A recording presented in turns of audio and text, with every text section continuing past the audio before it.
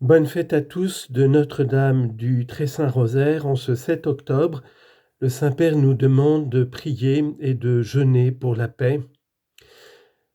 Bien sûr que nous condamnons tous le 7 octobre. Monseigneur Jean-Paul Vesco, qui vient d'être nommé par le Saint-Père cardinal, avait fait un article intéressant dans le journal La Croix. Évidemment que tout ça est bien horrible.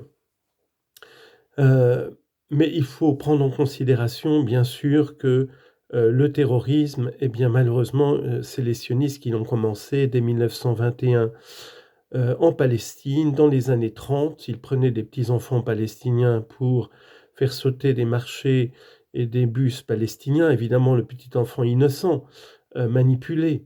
Enfin, les Israéliens ont fait le plus monstrueux du monstrueux.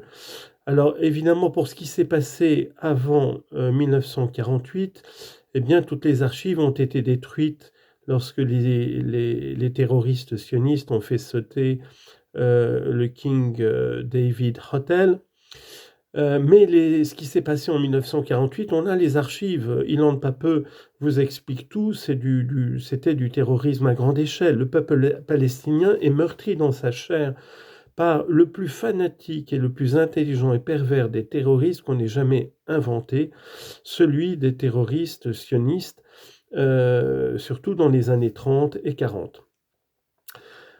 Un écrivain franco-israélien juif présentait son dernier livre sur Gaza sur un plateau de télévision. Il disait: l'État israélien fait tout pour rendre fous les Palestiniens.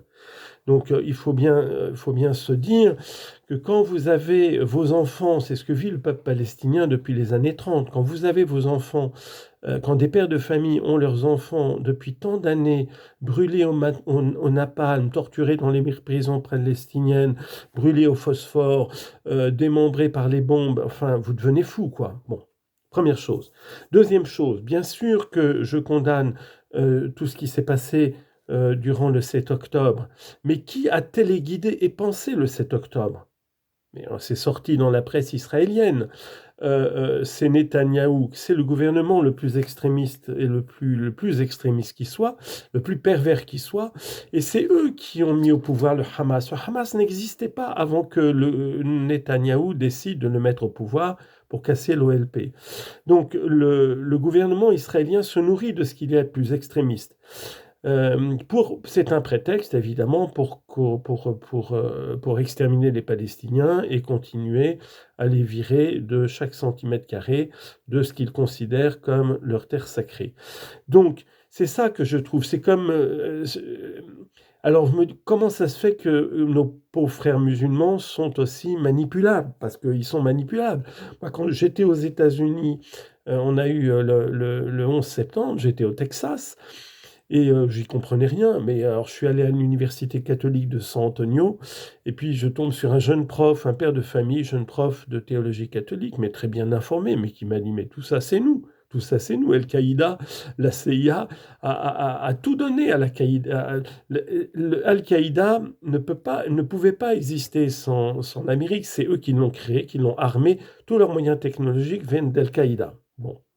Lui, il pensait que c'était un petit dérapage. Mais non, mais tout ça est parfaitement pensé. Je sais bien que c'est hyper machiavélique et hyper pervers, mais il faut qu'on arrête de jouer les innocents. Jésus nous a dit: soyez prudents comme des serpents, pas seulement candide comme des colombes. J'ai l'impression, malheureusement, que les chrétiens, d'ailleurs les juifs, ça les fait rire. Mais Rhonda Shervin, que j'aime beaucoup aux États-Unis, elle me disait: mais vous les chrétiens, mais vous, c'est effroyable à quel point vous êtes naïfs, quoi. Donc c'est une juive convertie, sioniste bien sûr comme tous les juifs, mais bref. Alors le 7 octobre, mais prions pour la conversion de ceux qui nous manipulent. C'est la prière de Jean-François avec qui je vis là tous les jours. Euh, euh, mais ce sont les pervers, c'est Satan bien sûr. Satan est l'homicide par excellence, et c'est la soif de pouvoir. Alors la soif de pouvoir, c'est quoi? C'est Wall Street, c'est Hollywood, c'est Tel Aviv, c'est Jérusalem malheureusement. Enfin c'est Netanyahou, c'est il faut prier pour la conversion des pécheurs, pour la nôtre bien sûr, mais surtout pour ceux qui veulent dominer le monde en utilisant... Alors pourquoi nos pauvres frères musulmans se laissent manipuler? Là, je m'adresse à eux.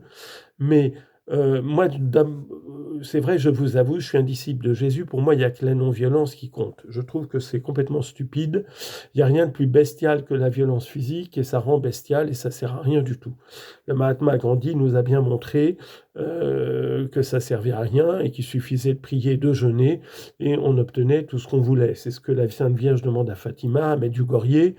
Et puis, donc, maintenant, c'est vrai, moi j'ai rencontré des chiites au Liban, ils me disent, mais pour nous, dans notre religion, c'est un devoir de nous défendre quand on est agressé. Ben, je le comprends bien.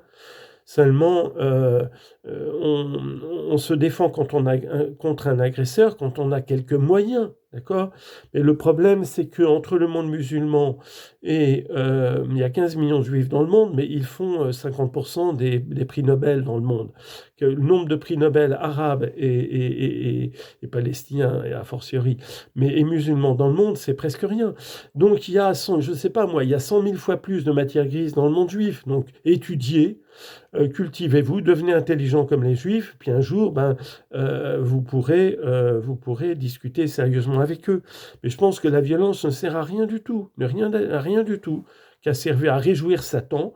Les hommes s'entretuent, surtout nous qui croyons au Dieu d'Abraham, d'Isaac et de Jacob, de Moïse et de Jésus. Il faut qu'on arrête ce carnage. Mais à vrai dire, il faut vraiment prier pour la conversion de ceux qui se croient les maîtres de ce monde. D'accord, la franc-maçonnerie, Wall Street, qui tiennent Hollywood, qui nous pervertissent tout, qui veulent tout nous pervertir par la pornographie, par Babylone, par Baal, Hammon et Moloch. Parce que versons des larmes sur les enfants palestiniens par dizaines de milliers, démembrés, déchiquetés et terrorisés par millions. Mais rappelons-nous ce qui se passe en France, dans une indifférence généralisée. Tous nos bébés, on a 220 000, ça n'arrête pas d'augmenter. On a 230 000 bébés massacrés, mais c'est pire que Gaza, parce que c'est uniquement l'égoïsme, l'indifférence, le matérialisme. Et puis Macron avec ses blasphèmes, mais j'ai honte d'être français, je vous le dis ça, beaucoup plus que de toutes les horreurs du monde entier. Parce que Macron, il nous donne quoi comme image de la France? Le blasphème, l'euthanasie. Il voulait l'euthanasie. Bon, je ne sais pas ce que c'est devenu. L'avortement, il y a de plus en plus d'argent pour l'avortement, pour détruire la famille. Mais on en a marre, quoi. On en a marre. Et c'est ça les vrais enjeux. Les vrais enjeux, c'est la conversion des cœurs, sauver les bébés, et puis arrêter de se massacrer. Très Sainte Vierge Marie, Notre-Dame du Très Saint Rosaire, priez pour nous, pour la conversion de nos âmes, de nos cœurs, pour la conversion du monde, et en particulier de ces dirigeants qui sont souvent malheureusement si pervers, si machiavéliques, et qui manipulent l'humanité à travers les médias, et on est tous là à suivre comme des moutons stupides. Que Dieu nous pardonne. Amen.